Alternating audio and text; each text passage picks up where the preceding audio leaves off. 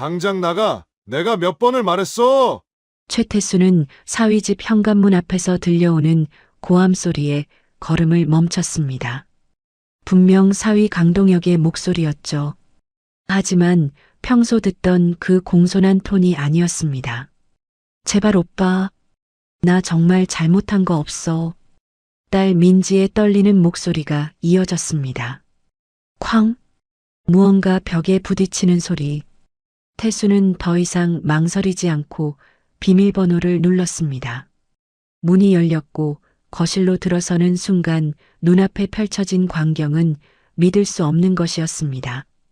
바닥에 쓰러진 딸과 주먹을 휘두르는 사위. 2년 동안 완벽한 사위라고 믿었던 남자의 진짜 얼굴이었습니다. 전직 검사 출신 아버지는 그날 이후 무엇을 했을까요? 시청 전 구독과 좋아요 꼭 부탁드립니다. 영상 제작에 큰 힘이 됩니다. 당장 나가. 내가 몇 번을 말했어. 최태수는 현관문 앞에서 들려오는 목소리에 손을 멈췄습니다. 분명 사위 강동혁의 목소리였죠. 하지만 평소 듣던 그 부드럽고 공손한 톤이 아니었습니다. 차갑고 날카로웠죠. 제발 오빠, 나 정말 잘못한 거 없어. 딸 민지의 목소리가 떨리고 있었습니다. 태수는 손에 들고 있던 선물 상자를 천천히 내려놓았습니다. 심장이 빠르게 뛰기 시작했죠. 잘못한 게 없다고. 매번 그 말만 하잖아. 쾅! 무언가 벽에 부딪히는 소리가 들렸습니다. 태수는 더 이상 망설이지 않았습니다. 비밀번호를 눌렀죠. 딸이 결혼하면서 만약을 대비해 알려준 번호였습니다. 그때는 이런 식으로 쓰게 될 줄 몰랐죠. 문이 열렸습니다. 현관을 지나 거실로 들어서는 순간 태수의 눈앞에 펼쳐진 광경은 믿기 힘든 것이었습니다. 바닥에 쓰러진 민지가 두 손으로 얼굴을 가린 채 웅크리고 있었고 그 위에는 강동혁이 서서 주먹을 휘두르려는 자세를 취하고 있었습니다. 뭐 하는 거야? 태수의 목소리가 거실 전체를 울렸습니다. 동혁은 깜짝 놀라 뒤돌아봤습니다. 얼굴이 순식간에 하얗게 질렸죠. 장인어른, 이게... 태수는 대답을 기다리지 않았습니다. 큰 걸음으로 다가가 동혁의 멱살을 잡았습니다. 평생 남을 때려본 적 없는 사람이었지만 그 순간만큼은 달랐죠. 감히 내 딸한테 손을 댔어. 아니에요. 오해입니다. 민지가 넘어져서. 동혁의 변명이 끝나기도 전에 태수는 그를 벽 쪽으로 밀쳤습니다.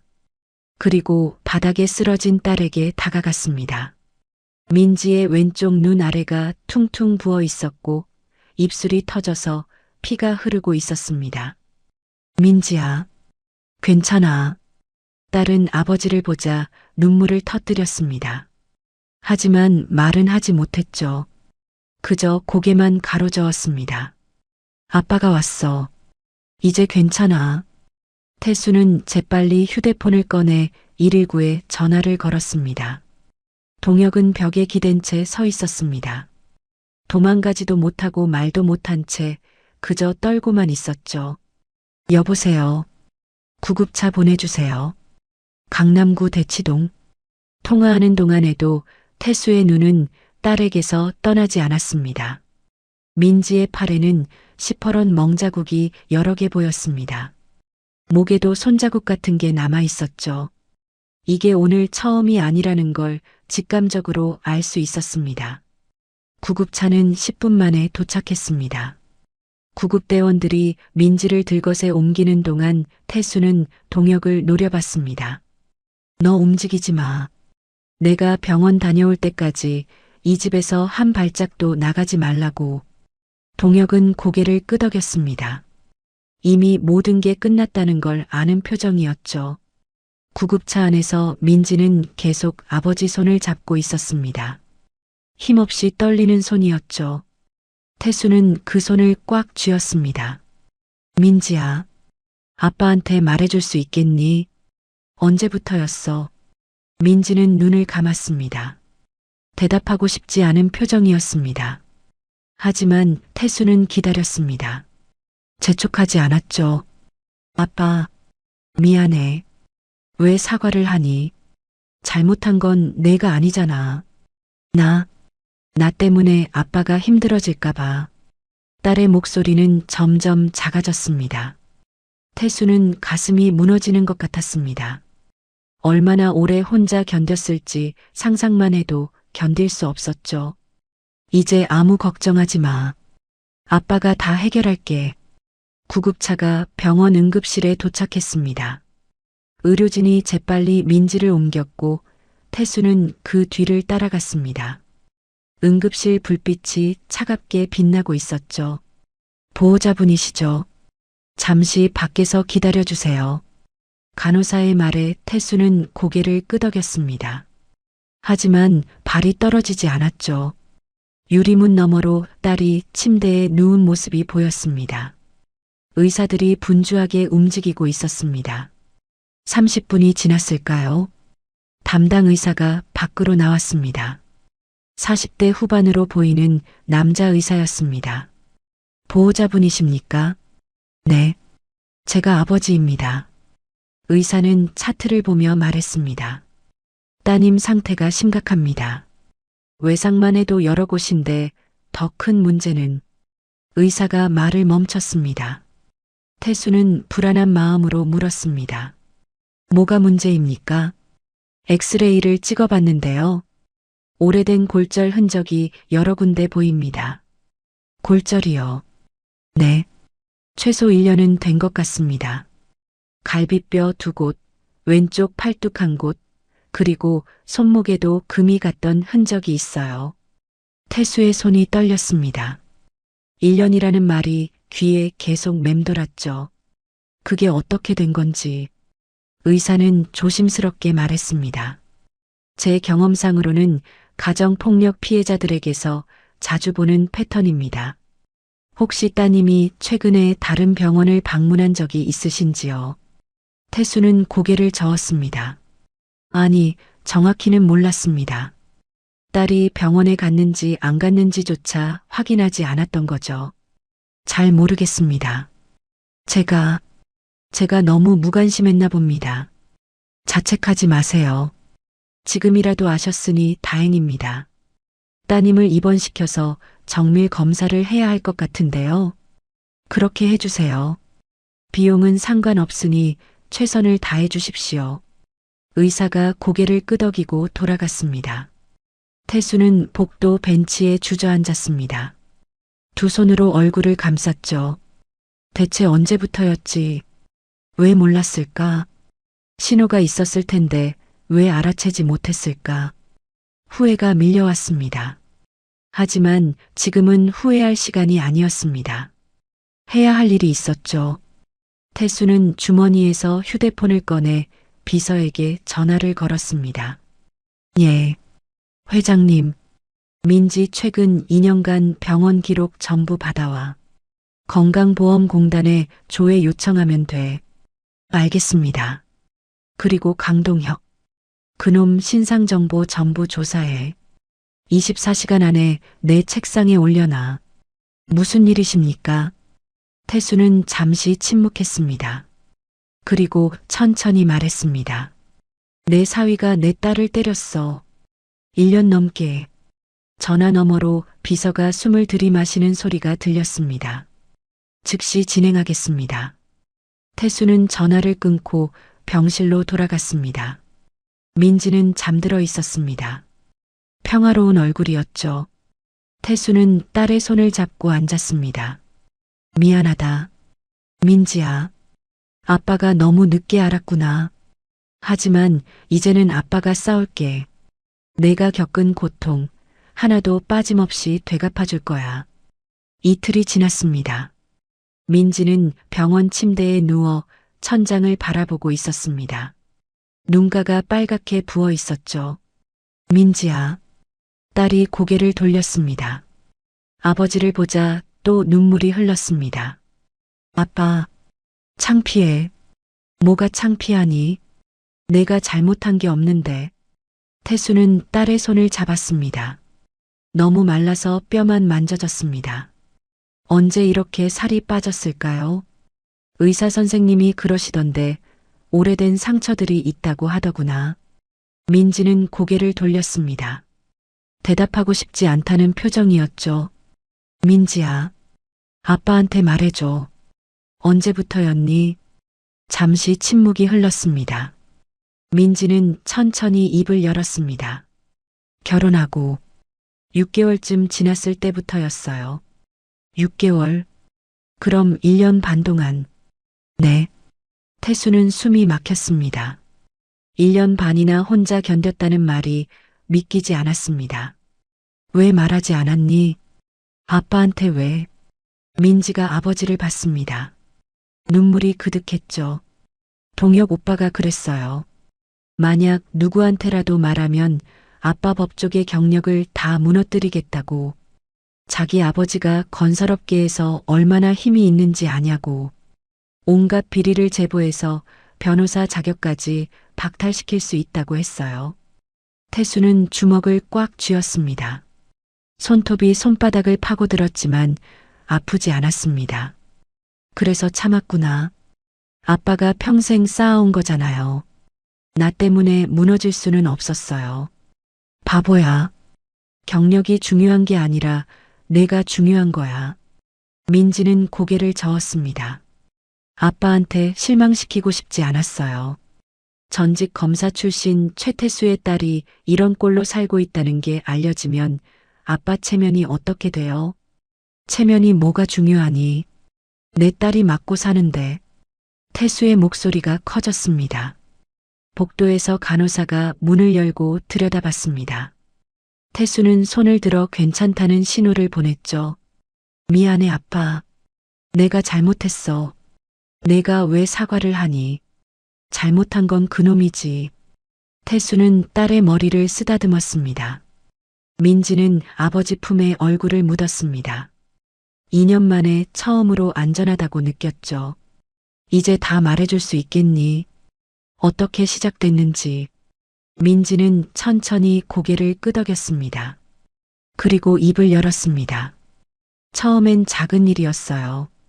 제가 저녁을 조금 늦게 준비했는데 동혁 오빠가 회사에서 안 좋은 일이 있었나 봐요. 갑자기 소리를 지르더니 식탁을 뒤엎었어요.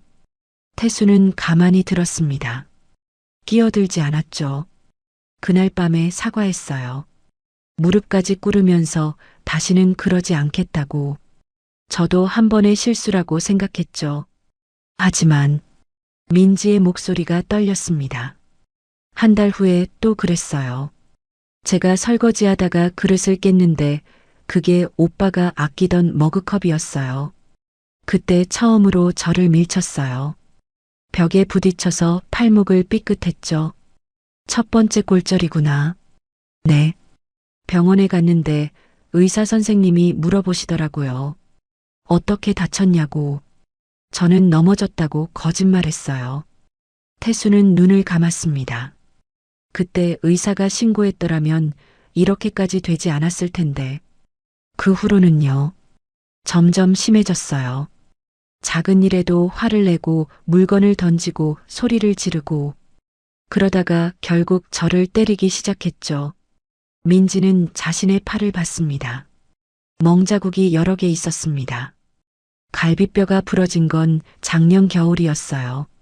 제가 명절에 친정에 가고 싶다고 했다가 그날 밤을 잊지 못해요. 태수는 딸을 꼭 안아줬습니다. 이제 괜찮아. 아빠가 지켜줄게. 그때 병실 문이 열렸습니다. 비서 김성우가 들어왔습니다. 회장님, 자료 준비됐습니다. 태수는 민지에게 말했습니다. 민지야, 아빠 잠깐 나갔다 올게. 금방 돌아올게. 네. 아빠. 태수는 병실 밖으로 나왔습니다. 성우가 두꺼운 서류 봉투를 건넸습니다. 건강보험공단에서 받은 자료입니다. 태수는 봉투를 열었습니다. 엑셀로 정리된 진료 기록이 나왔습니다. 날짜, 병원 이름, 진료 과목이 빼곡하게 적혀 있었죠. 이게 다야. 네. 최근 2년간 총 15번 병원을 방문했습니다. 15번이나. 태수는 자료를 자세히 봤습니다. 정형외과가 7번, 내과가 5번, 피부과가 3번이었습니다. 그런데 특이한 점이 있습니다. 뭔데? 모두 다른 병원입니다. 같은 병원을 2번 간 적이 없어요. 태수는 고개를 끄덕였습니다. 의사 말이 맞았습니다. 학대 가해자들이 흔히 쓰는 수법이었죠. 강동혁 그놈 조사는 어떻게 됐어? 성우가 또 다른 서류를 꺼냈습니다. 여기 있습니다. 강동혁, 35세, 대륙건설 부장입니다. 대륙건설, 네, 중견건설회사입니다. 연매출 800억 정도 되고요. 태수는 서류를 넘겼습니다. 강동혁의 학력, 경력이 나와 있었습니다. 고려대 토목공학과 나왔네. 성적도 좋고 겉으로는 완벽해 보입니다. 하지만 성우가 다음 페이지를 펼쳤습니다. 대학 시절 여자친구가 4명 있었는데 그중 2명이 헤어진 후 정신과 치료를 받았습니다. 이유는 정확히는 확인되지 않았습니다. 하지만 주변 증언으로는 데이트 폭력이 의심됩니다. 태수의 눈빛이 차갑게 변했습니다. 계속해. 그리고 현재 불륜 관계를 유지하고 있습니다. 뭐? 성우가 사진 몇 장을 꺼냈습니다. 강동혁이 젊은 여성과 호텔에 들어가는 모습이었습니다. 같은 회사 기획팀 사원 이수진 씨입니다.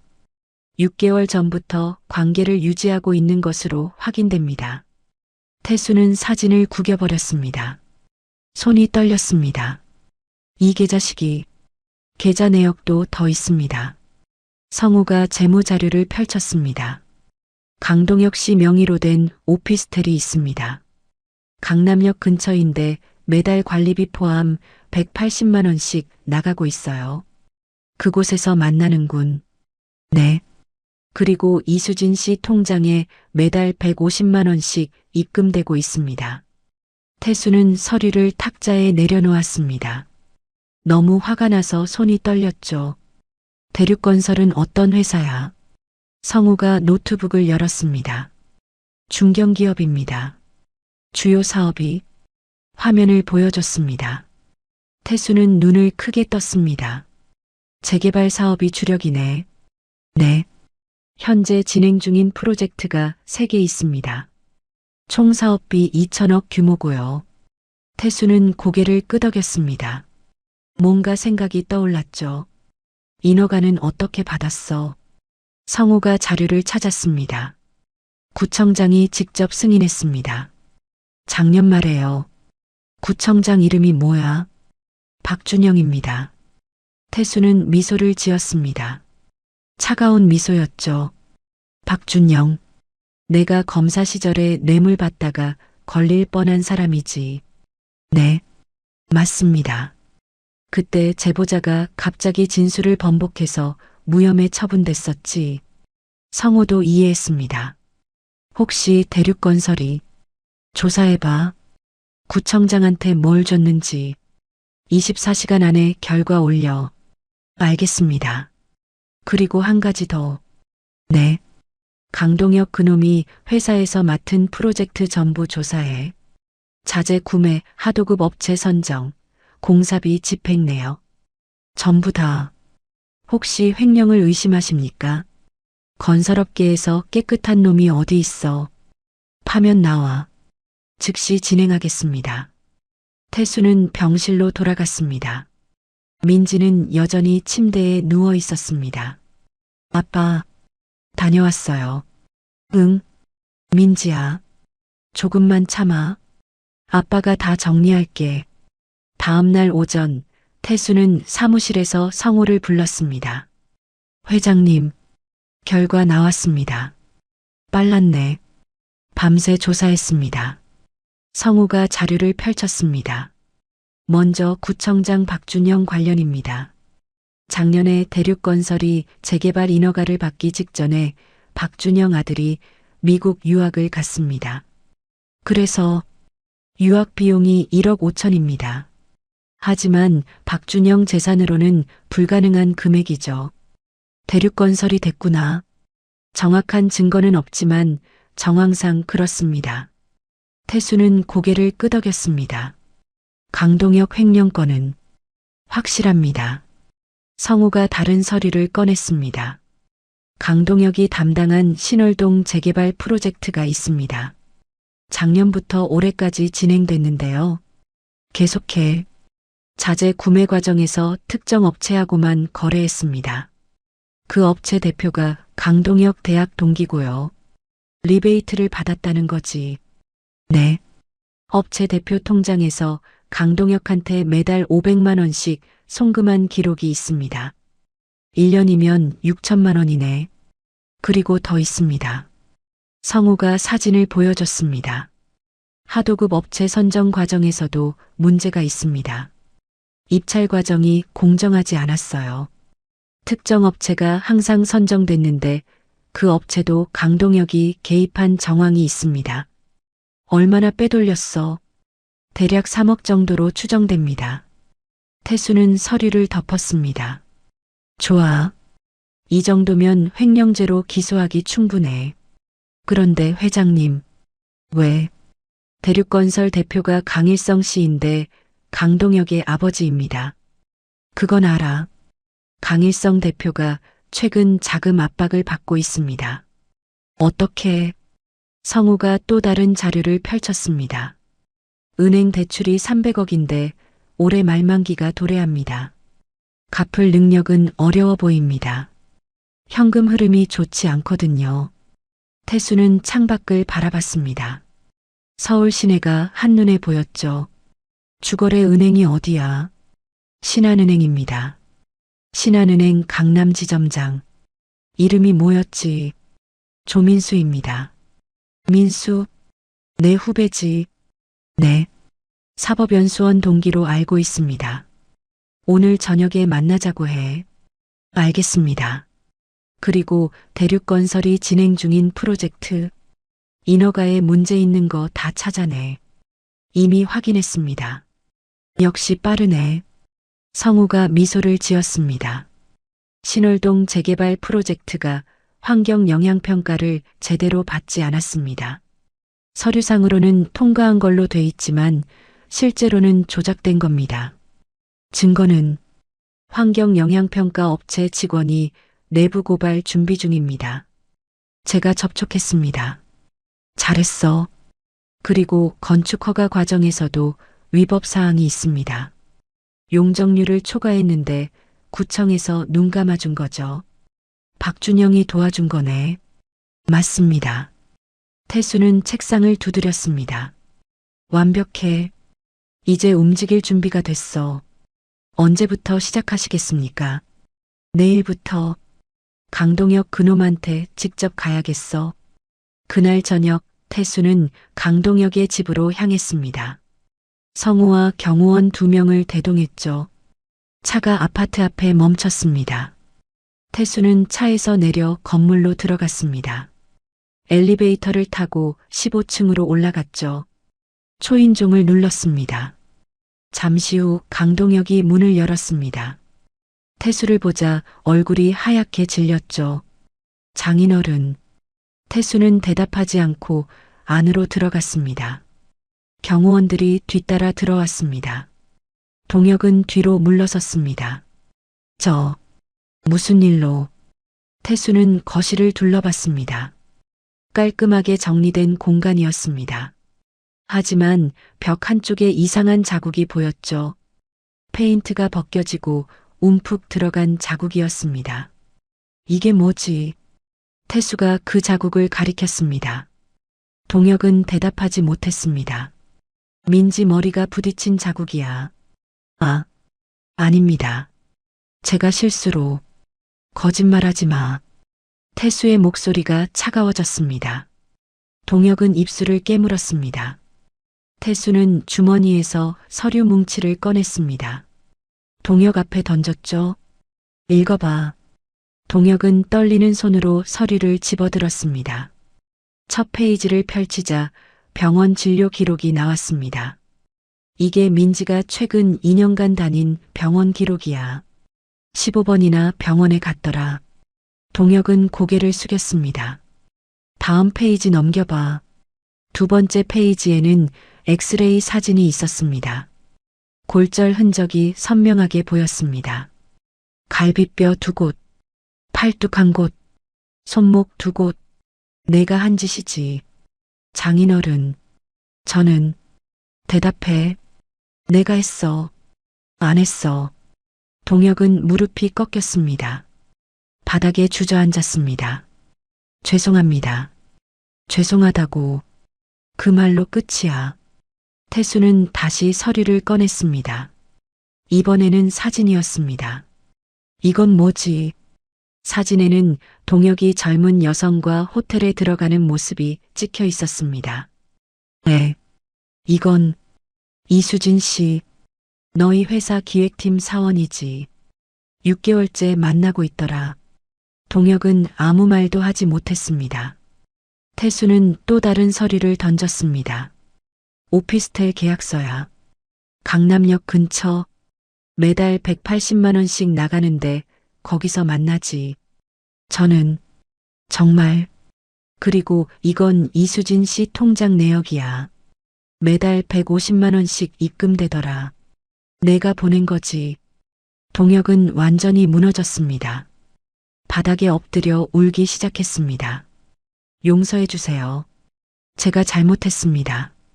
태수는 그를 내려다봤습니다. 혐오스러운 눈빛이었죠. 용서. 넌 내 딸한테 용서를 구했어. 동혁은 대답하지 못했습니다.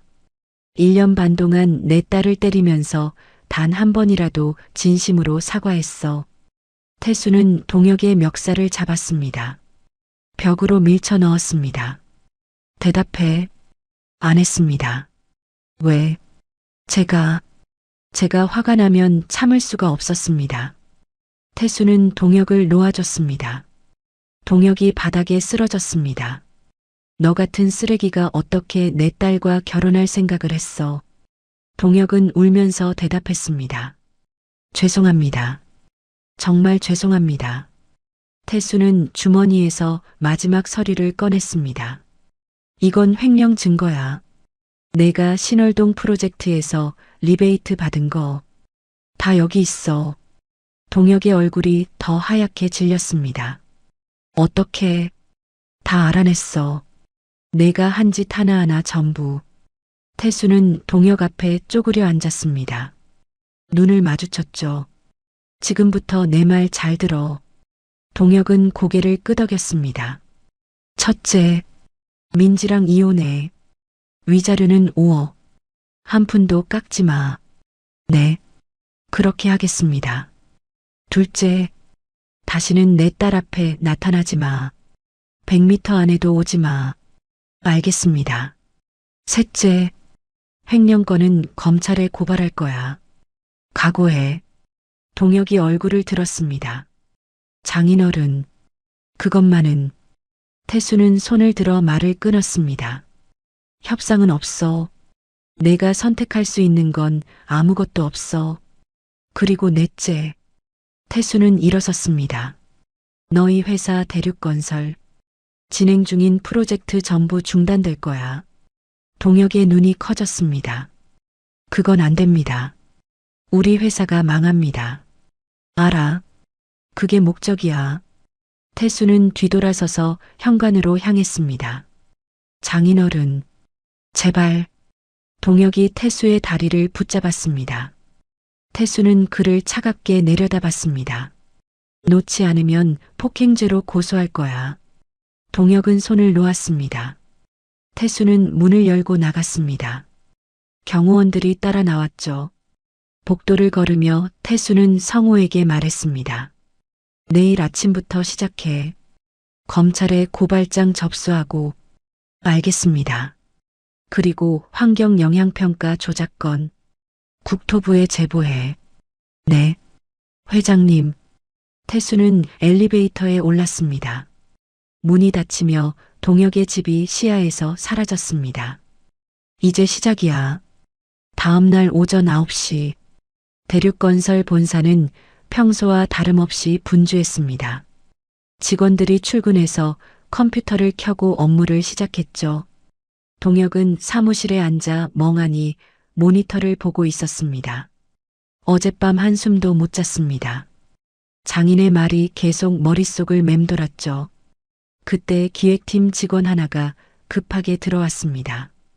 부장님, 큰일 났습니다. 왜 그래? 국토부에서 연락 왔는데요. 신월동 프로젝트 환경영향평가 재조사 들어간답니다. 동혁은 자리에서 벌떡 일어났습니다. 뭐라고? 방금 공문 왔는데 다음 주부터 전면 재조사한답니다. 이유는 내부 제보가 들어왔다고요. 동혁은 자신의 이메일을 확인했습니다. 정말로 국토부에서 공문이 와 있었습니다. 이럴 수가. 그때 전화가 울렸습니다. 영업팀장이었습니다. 부장님, 구청에서도 연락 왔습니다. 건축허가 재검토한답니다. 뭐? 용적률 위반 의혹이 있다고요. 동혁은 휴대폰을 떨어뜨렸습니다. 손이 떨려서 잡을 수가 없었습니다. 30분 만에 주요 프로젝트 3개에서 문제가 터졌습니다. 모두 인허가 관련이었죠. 동혁은 책상에 주저앉았습니다. 이게 장인어른 짓이구나. 오전 10시 대륙건설 강일성 대표실로 긴급 보고가 들어왔습니다. 대표님, 국토부랑 구청에서 전부 재조사 들어갑니다. 일성은 서류를 집어들었습니다. 3개 프로젝트 이름이 적혀 있었죠. 이게 무슨 일이야? 갑자기 왜? 모르겠습니다. 내부 제보가 들어왔다고만. 일성은 즉시 박준영 구청장에게 전화를 걸었습니다. 하지만 받지 않았습니다. 비서에게 걸었죠. 구청장님 좀 바꿔주시오. 죄송합니다. 지금 회의 중이십니다. 급한 일인데 우리 프로젝트 재조사가 무슨 일이요? 저도 잘 모르겠습니다. 위에서 지시가 내려왔다고만 들었습니다. 위, 누구 말이요? 그건 말씀드릴 수 없습니다. 전화가 끊겼습니다. 일성은 휴대폰을 책상에 내려쳤습니다. 대체 무슨 일이야? 그때 아들 동혁이 대표실로 들어왔습니다. 얼굴이 창백했습니다. 아버지. 일성은 아들을 쳐다봤습니다. 너 혹시 뭔가 아는 거 있어? 동혁은 입술을 깨물었습니다. 말해야 할까 말까 고민했습니다. 하지만 숨길 수 없다는 걸 알았죠. 장인어른이 저한테 경고하셨습니다. 경고. 무슨 경고? 회사를 망하게 하겠다고. 일성의 얼굴이 굳었습니다. 왜? 내가 뭘 잘못했는데? 동혁은 고개를 숙였습니다. 대답하지 못했습니다. 말해. 대체 무슨 짓을 한 거야? 동혁의 목소리가 떨렸습니다. 민지를 때렸습니다. 일성은 순간 말문이 막혔습니다. 그리고 아들에게 다가가 뺨을 올려쳤습니다. 짝! 미친놈아. 장인 딸을 때려. 내가 정신이 있는 거야. 죄송합니다. 죄송하다고. 그래서 우리 회사가 망하게 생겼잖아. 일성은 책상에 앉아 머리를 감쌌습니다. 3개 프로젝트가 전부 중단되면 우리 어떻게 되는지 알아? 동혁은 대답하지 못했습니다. 그리고 은행 대출 300억은 어떻게 갚을 건데? 올해 말이 만기라고. 그때 비서가 황급히 들어왔습니다. 대표님, 신한은행에서 연락 왔습니다. 대출 연장이 어렵다고 합니다. 일성은 비서를 쳐다봤습니다. 어렵다니? 무슨 소리야? 프로젝트가 중단됐으니 회사 신용도가 떨어졌다고요. 그래서 대출 연장이 불가능하답니다. 그럼 300억을 어떻게 갚으란 말이야? 그건 저희도 모르겠습니다. 일성은 의자에 털썩 주저앉았습니다. 모든 게 무너지고 있었습니다. 오후 2시 협력 업체들도 움직이기 시작했습니다. 대륙건설의 주요 프로젝트가 중단되면 납품할 곳이 없어지는 거죠. 첫 번째 협력업체에서 전화가 왔습니다. 대표님, 저희도 이제 대륙건설이랑 거래하기 어려울 것 같습니다. 왜요? 우리가 뭘 잘못했소? 잘못은 없는데요. 대륙건설 신용도가 떨어져서요. 대금 결제도 제때 안 될 것 같고, 아직 시간이 있는데 벌써 그런 소리를 하시오. 죄송합니다. 저희도 먹고 살아야 해서요. 전화가 끊겼습니다. 10분 후 두 번째 협력업체에서도 같은 내용의 전화가 왔습니다. 그리고 세 번째, 네 번째, 하루 만에 협력업체 10곳이 이탈했습니다. 저녁 6시, 일성은 회사를 나와 최태수 사무실로 향했습니다. 직접 만나서 사정해야겠다고 생각했습니다. 법무법인 정도 건물에 도착했지만 로비에서 막혔습니다. 죄송합니다. 약속 없으시면 올라가실 수 없습니다. 나 대륙건설 대표 강일성이요. 최 변호사님 좀 만나게 해주시오. 변호사님께서 면회 거부하셨습니다. 제발 5분만이라도 안 됩니다. 일성은 로비에서 2시간을 기다렸습니다. 하지만 태수는 끝내 내려오지 않았습니다. 밤 9시 일성은 집으로 돌아왔습니다. 아내가 걱정스러운 얼굴로 맞이했습니다. 여보, 무슨 일이에요? 회사가 어떻게 됐다는데?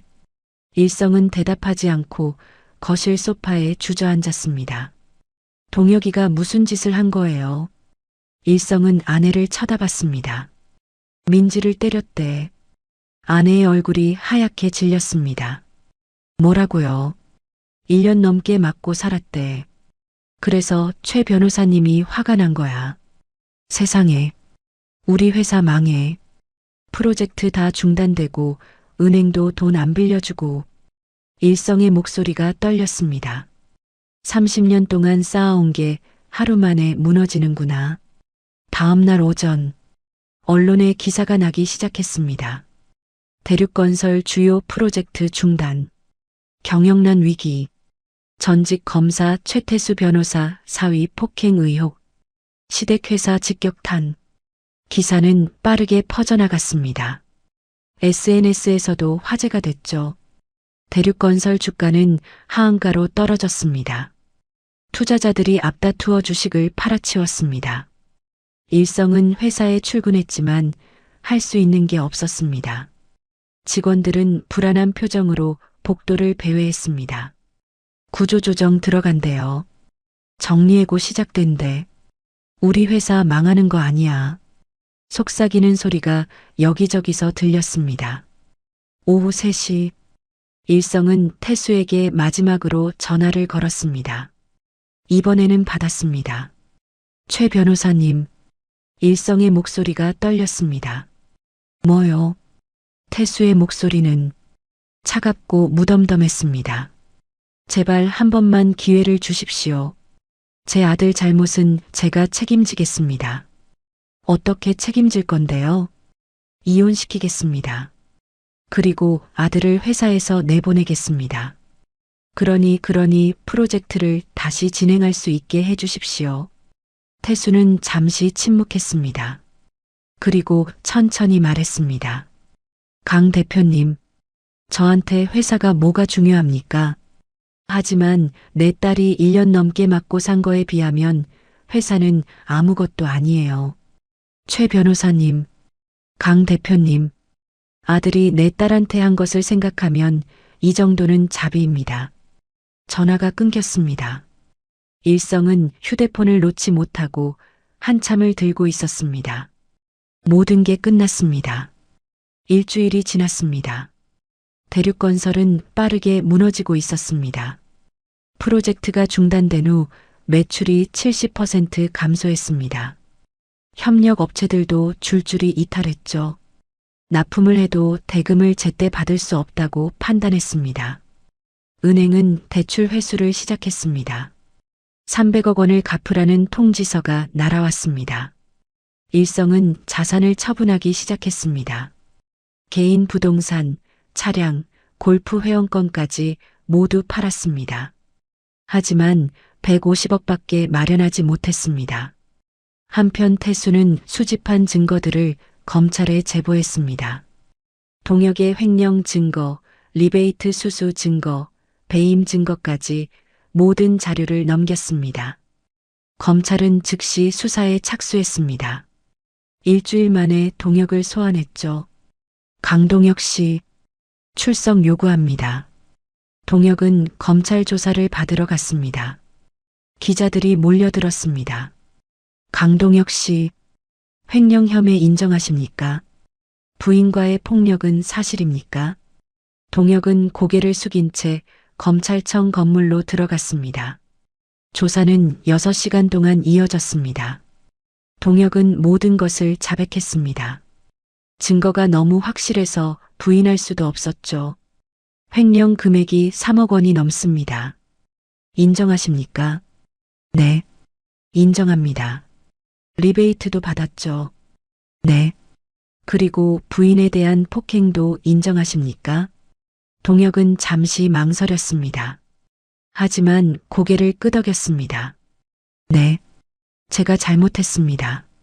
조사가 끝나고 동혁은 구속영장이 청구됐습니다. 법원은 증거인멸 우려와 도주 우려를 이유로 영장을 발부했습니다.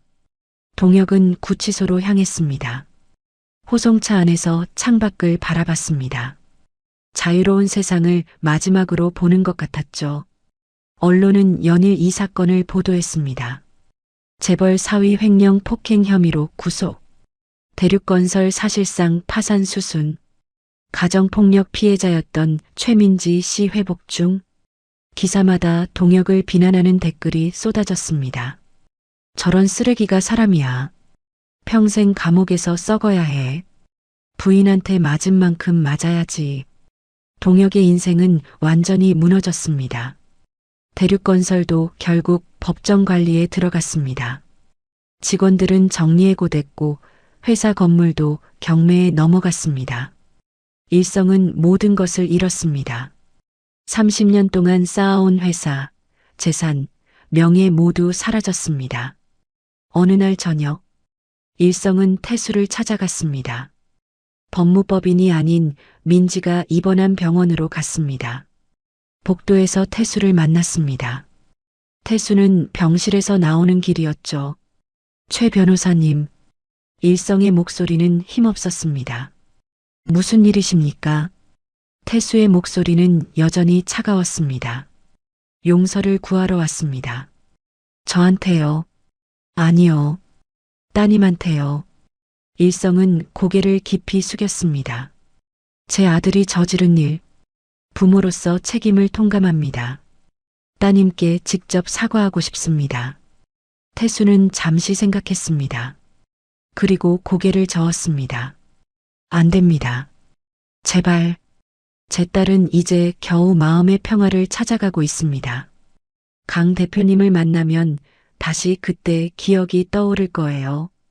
일성은 무릎을 꿇었습니다. 복도 바닥에 무릎을 꿇고 고개를 숙였습니다. 제발 한 번만. 태수는 일성을 내려다봤습니다. 강 대표님 일어나십시오. 하지만 용서는 제가 할 수 있는 게 아닙니다. 제 딸이 할 일이에요. 그리고 제 딸은 아직 준비가 안 됐습니다. 일성은 천천히 일어섰습니다. 눈물이 흘러내렸습니다. 제 인생이 무너지는 건 감수하겠습니다. 하지만 제 아들이라도 용서받을 수 있을까요? 태수는 고개를 저었습니다. 그건 법원이 판단할 일입니다. 그리고 제 딸이 결정할 일이고요. 일성은 더 이상 할 말이 없었습니다. 고개를 숙이고 병원을 나갔습니다. 태수는 그의 뒷모습을 바라봤습니다. 동정심이 들지는 않았습니다. 딸이 겪은 고통을 생각하면 이 정도는 당연한 대가였으니까요. 병실로 들어가자 민지가 창밖을 보고 있었습니다. 아빠, 누가 왔었어요? 아무도 아니야. 태수는 딸 옆에 앉았습니다. 민지야, 기분은 좀 어때? 많이 좋아졌어요. 이제 악몽도 안 꿔요. 다행이다. 아빠, 고마워요. 뭐가? 나를 지켜줘서. 민지는 아버지 손을 잡았습니다. 당연한 거야. 아빠니까. 태수는 딸을 꼭 안아줬습니다. 이제 모든 게 끝났습니다. 동혁은 감옥에 갔고 대륙건설은 무너졌고 딸은 안전해졌습니다. 복수는 완성됐습니다. 2개월이 지났습니다. 동혁의 재판이 시작됐습니다. 법정에는 많은 사람들이 모였습니다. 기자들, 방청객들, 그리고 태수와 민지도 있었습니다. 동혁은 수갑을 찬 채 입장했습니다. 얼굴이 많이 수척해졌습니다. 2개월간 구치소 생활이 그를 완전히 바꿔놓았죠. 재판장이 입장했습니다. 피고인 강동혁, 횡령, 배임, 상해 등의 혐의로 기소됐습니다. 검사 의견 진술하십시오. 검사가 일어섰습니다. 피고인은 회사 자금 3억 원을 횡령했고 부인을 1년 반 동안 지속적으로 폭행했습니다. 특히 부인에 대한 폭력은 계획적이고 지속적이었습니다. 엄벌을 요청합니다. 변호인 의견 진술하십시오. 동혁의 변호사가 일어섰습니다. 피고인은 깊이 반성하고 있습니다. 부인께 용서를 구하고 싶어 합니다. 선처를 부탁드립니다. 재판장이 민지를 받습니다. 피해자 최민지 씨, 의견 진술하시겠습니까? 민지는 천천히 일어섰습니다. 떨리는 목소리로 말했습니다. 저는 1년 반 동안 지옥에서 살았습니다. 매일 두렵고 무서웠어요. 언제 또 맞을까?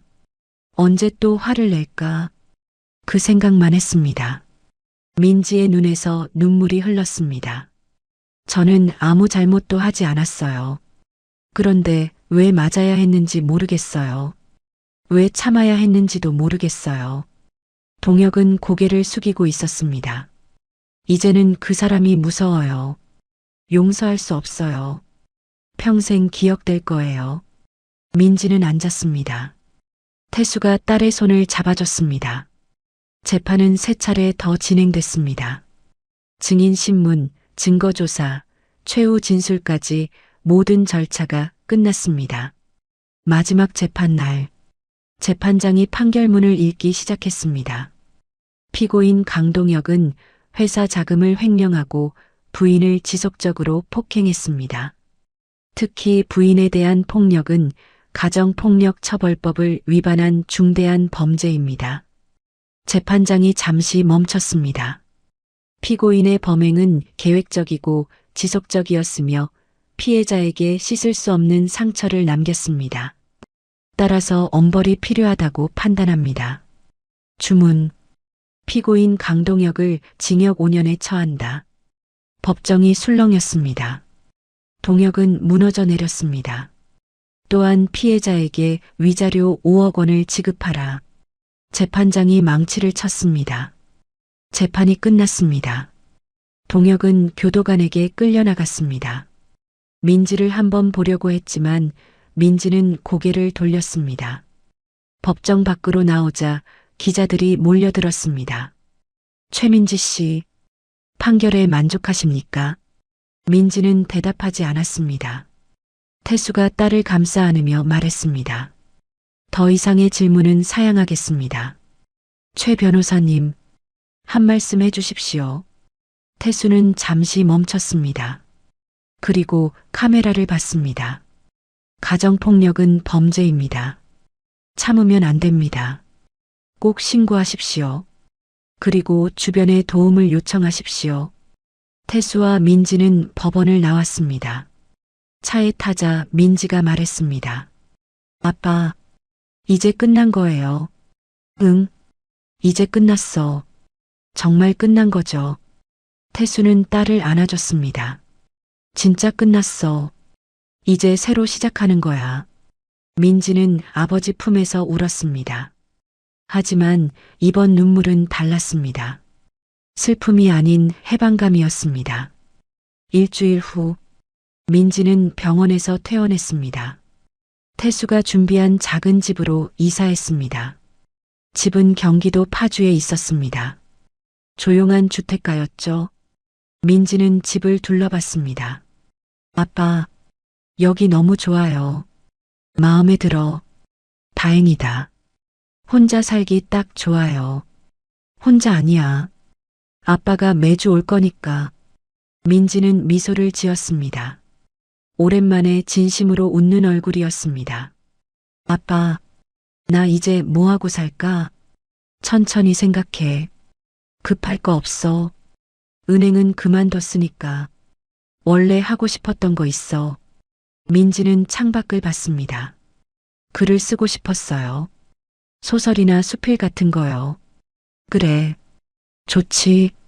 하지만 제가 잘할 수 있을까요? 태수는 딸의 손을 잡았습니다.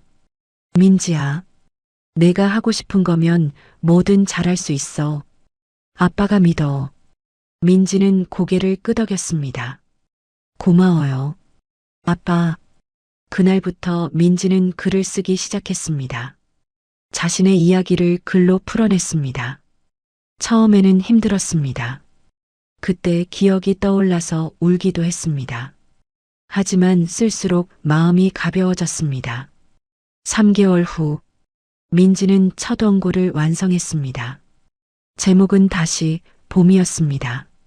출판사에 원고를 보냈습니다. 2주 후 연락이 왔습니다. 최민지 작가님, 원고 잘 봤습니다. 출판하고 싶습니다. 민지는 기뻤습니다. 아버지에게 전화를 걸었습니다. 아빠, 책이 나와요. 제 책이요. 정말 축하한다. 민지야, 아빠 덕분이에요. 내가 잘한 거야. 민지는 눈물을 흘렸습니다. 하지만 이번에는 기쁜 눈물이었습니다. 6개월이 지났습니다. 민지의 책이 출간됐습니다. 서점에는 민지의 책이 진열됐습니다. 다시 봄이라는 제목의 책이었습니다. 책은 가정폭력 피해자의 이야기였습니다. 어떻게 시작됐고, 어떻게 견뎠고, 어떻게 벗어났는지 솔직하게 담았습니다. 반응은 뜨거웠습니다. 많은 사람들이 책을 읽고 공감했습니다. 특히 같은 처지의 여성들에게 큰 울림을 줬습니다. 민지는 강연 요청을 받기 시작했습니다. 처음에는 주저했습니다. 아빠, 제가 강연을 할 수 있을까요? 왜 못하겠어? 내 이야기니까 내가 제일 잘 말할 수 있어. 떨릴 것 같아요. 떨려도 괜찮아. 천천히 하면 돼. 민지는 용기를 냈습니다. 첫 강연은 작은 도서관에서였습니다. 청중은 30명 정도였습니다. 대부분 여성이었습니다. 민지는 단상에 섰습니다. 안녕하세요. 최민지입니다. 목소리가 떨렸습니다. 하지만 계속했습니다. 저는 가정폭력 피해자였습니다. 1년 반 동안 남편에게 맞고 살았어요. 청중들이 귀 기울였습니다. 처음에는 제 잘못인 줄 알았어요. 제가 뭘 잘못해서 맞는다고 생각했죠. 그래서 더 노력했어요. 더 잘하면 안 맞을 거라고 믿었어요. 민지의 목소리가 더 떨렸습니다. 하지만 아니었어요. 제 잘못이 아니었어요. 폭력은 절대 정당화될 수 없어요. 청중 중 한 명이 눈물을 흘렸습니다. 저는 말하지 못했어요. 창피했거든요. 그리고 두려웠어요. 하지만 지금 생각하면 그게 가장 큰 실수였어요. 민지는 청중을 봤습니다. 만약 여러분 중에 같은 처지에 있는 분이 계시다면 꼭 말씀드리고 싶어요. 참지 마세요. 신고하세요. 도움을 요청하세요. 혼자가 아니에요. 강연이 끝나자 박수가 터져 나왔습니다. 한 여성이 민지에게 다가왔습니다. 작가님, 저도 같은 처지예요. 여성의 눈에서 눈물이 흘렀습니다. 어떻게 해야 할지 모르겠어요. 민지는 여성의 손을 잡았습니다. 일단 신고하세요. 경찰에. 그리고 주변에 도움을 요청하세요. 혼자 견디지 마세요. 고마워요. 작가님, 민지는 그날부터 많은 강연을 했습니다. 학교, 도서관, 여성단체에서 초청이 왔습니다. 매번 떨렸지만 계속했습니다. 자신의 이야기가 누군가에게 도움이 된다는 걸 알았으니까요. 어느 날, 민지에게 특별한 초청이 왔습니다. 국회에서 가정폭력방지법 개정안 공청회에 증인으로 나와달라는 것이었습니다. 민지는 고민했습니다. 아빠, 제가 국회까지 가야 할까요? 가야지. 내 이야기가 법을 바꿀 수 있어. 무서워요. 태수는 딸을 안아줬습니다. 아빠가 같이 갈게. 혼자 아니야. 공청회 날, 민지는 국회 법사위원회실에 섰습니다. 국회의원들과 관계자들이 앉아 있었습니다. 증인 최민지 씨, 진술해 주시기 바랍니다. 민지는 준비한 원고를 펼쳤습니다. 저는 가정폭력 피해자입니다. 현행법상 가정폭력은 친고죄입니다. 피해자가 고소해야 처벌받습니다. 민지는 잠시 숨을 고르고 계속했습니다. 하지만 대부분의 피해자는 고소하지 못합니다. 두려워서요. 보복이 무서워서요. 그리고 생계가 걸려 있어서요. 한 의원이 고개를 끄덕였습니다. 저는 제안합니다. 가정폭력을 비친고죄로 바꿔야 합니다. 제3자가 신고해도 수사가 시작돼야 합니다. 그래야 피해자를 보호할 수 있습니다. 민지의 목소리가 떨렸지만 힘이 있었습니다. 그리고 가해자에 대한 처벌도 강화해야 합니다. 지금은 너무 약합니다. 폭력이 반복되는 이유가 처벌이 약하기 때문입니다. 진술이 끝나자 의원들이 질문했습니다. 증인께서는 왜 오랫동안 신고하지 못하셨습니까? 두려웠습니다. 그리고 창피했습니다. 전직 검사 딸이 맞고 산다는 게 알려지면 아버지 체면이 어떻게 될까 걱정했습니다. 지금은 어떻습니까? 지금은 말할 수 있습니다. 제 이야기가 누군가를 도울 수 있다면 창피함 따위는 중요하지 않습니다. 공청회가 끝나고 민지는 복도로 나왔습니다. 태수가 기다리고 있었습니다. 민지야, 잘했어. 떨렸어요. 그래도 끝까지 했잖아. 자랑스럽다. 민지는 아버지를 안아줬습니다. 아빠 덕분이에요. 아니야. 내가 한 거야. 3개월 후 가정폭력 방지법 개정안이 국회를 통과했습니다. 가정폭력이 비친고죄가 됐습니다. 민지는 뉴스를 보며 눈물을 흘렸습니다. 아빠, 법이 바뀌었어요. 응, 내가 바꾼 거야. 이제 더 많은 사람들이 도움받을 수 있겠죠. 그럼 내 덕분에. 민지는 창밖을 봤습니다. 봄꽃이 만개하고 있었습니다. 아빠, 나 이제 괜찮아요. 알아. 정말 괜찮아요. 태수는 딸을 안아줬습니다. 1년이 지났습니다. 민지는 완전히 새로운 삶을 살고 있었습니다. 두 번째 책을 출간했습니다. 제목은 당신은 혼자가 아닙니다였습니다. 가정폭력 피해자들을 위한 실질적인 조언과 법률 정보를 담았습니다. 책은 베스트셀러가 됐습니다. 많은 사람들이 책을 읽고 용기를 얻었습니다. 민지는 가정폭력 피해자 지원센터에서 자원봉사를 시작했습니다. 매주 화요일마다 센터에 가서 상담을 도왔습니다. 어느 화요일, 한 여성이 센터를 찾아왔습니다.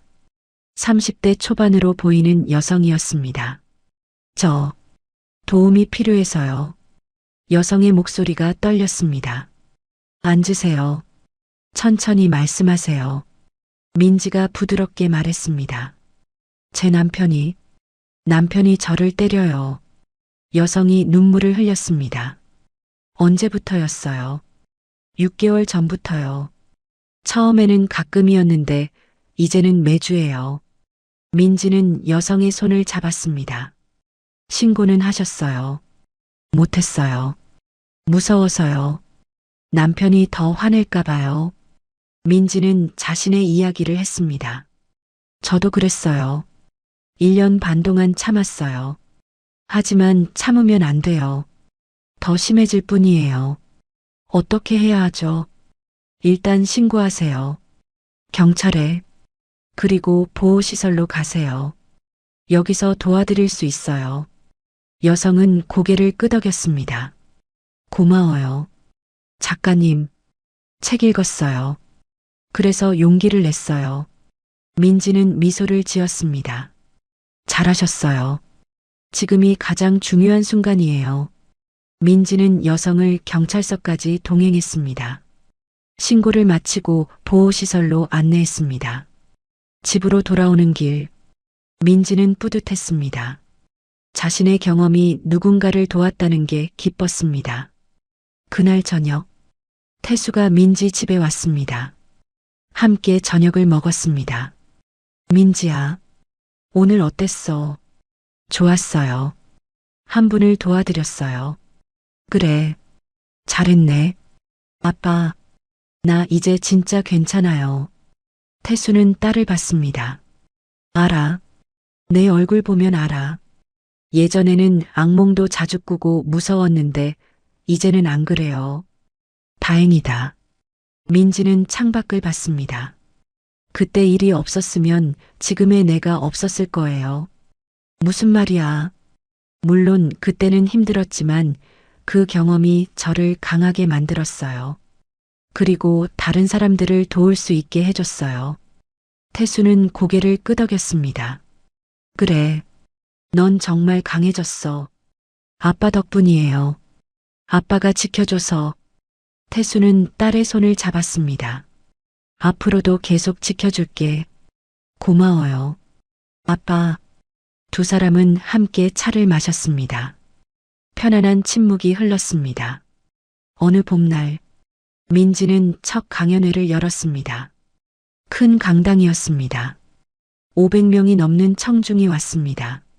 민지는 단상에 섰습니다. 더 이상 떨리지 않았습니다. 안녕하세요. 최민지입니다. 오늘 여러분께 제 이야기를 하려고 합니다. 청중이 조용해졌습니다. 저는 가정폭력 피해자였습니다. 하지만 지금은 생존자입니다. 그리고 여러분께 말씀드리고 싶습니다. 폭력에서 벗어날 수 있습니다. 민지는 자신의 이야기를 했습니다. 어떻게 시작됐고, 어떻게 벗어났고, 어떻게 회복했는지. 청중들은 숨죽여 들었습니다. 울고 있는 사람도 있었습니다. 여러분, 혼자가 아닙니다. 도움을 요청하세요. 신고하세요. 말하세요. 그게 첫걸음입니다. 강연이 끝나자 기립박수가 터졌습니다. 민지는 눈물을 흘렸습니다. 하지만 행복한 눈물이었습니다. 강연장 뒤쪽에 태수가 서 있었습니다. 딸을 자랑스럽게 바라보고 있었습니다. 강연이 끝나고 민지와 태수는 함께 산책을 했습니다. 한강변이었습니다. 아빠, 고마워요. 뭐가? 날 포기하지 않아서, 날 지켜줘서. 당연한 거야. 넌 내 딸이니까. 만약 아빠가 그날 오지 않았으면. 민지의 목소리가 떨렸습니다. 생각하지 마. 이제 다 지나간 일이야. 두 사람은 벤치에 앉았습니다. 강물이 반짝이고 있었습니다. 민지야, 앞으로 뭐 하고 싶니? 계속 이 일하고 싶어요. 사람들을 돕고 싶어요. 좋은 생각이야. 그리고 아빠랑 자주 보고 싶어요. 태수는 딸을 안아줬습니다. 아빠도 그래. 매주 올게. 정말이요. 진짜야. 민지는 아버지 어깨에 기댔습니다. 아빠, 사랑해요. 나도 사랑한다. 민지야. 봄바람이 불어왔습니다. 따뜻하고 부드러운 바람이었습니다. 민지는 눈을 감고 그 바람을 느꼈습니다. 이제 무섭지 않았습니다. 이제 혼자가 아니었으니까요. 지켜주지 못한 시간은 되돌릴 수 없습니다. 하지만 앞으로의 시간은 함께 만들어갈 수 있었습니다. 아버지와 딸은 그렇게 새로운 봄을 맞이했습니다. 어둠은 지나가고 빛이 왔습니다. 그리고 그 빛은 다른 사람들에게도 퍼져나갔습니다. 민지의 이야기는 끝이 아니라 시작이었습니다. 많은 사람들에게 희망을 주는 시작이었습니다. 오늘 이야기 좋으셨다면 구독, 댓글, 알람 설정 부탁드립니다. 여러분의 소중한 댓글 하나가 영상 제작에 큰 힘이 됩니다. 감사합니다.